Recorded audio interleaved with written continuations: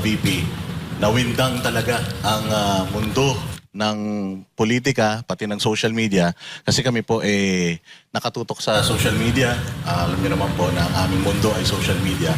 Talaga namang trending na trending yon. And nung nagsisimula nga po yung inyong speech, parang iniisip ng tao, magre-resign yata kayo. Kasi yung setup, wala yung OVP seal.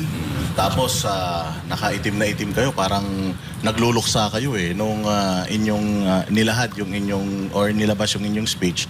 Ano po bang reason bakit ganon? Bakit parang hindi siya official na may seal ng OVP? Kasi yung declaration ko na tatakbo akong Pangulo ng Pilipinas, wala naman kasing kinalaman yun sa Office of the Vice President.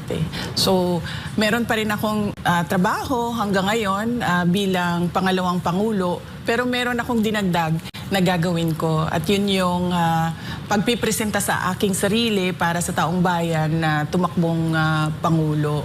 Kaya pinatanggal ko yung seal at yung flag ng Office of the Vice President. Yung itim naman ay kulay ng protesta. Protesta laban sa administrasyon ni BBM, ni Marcos.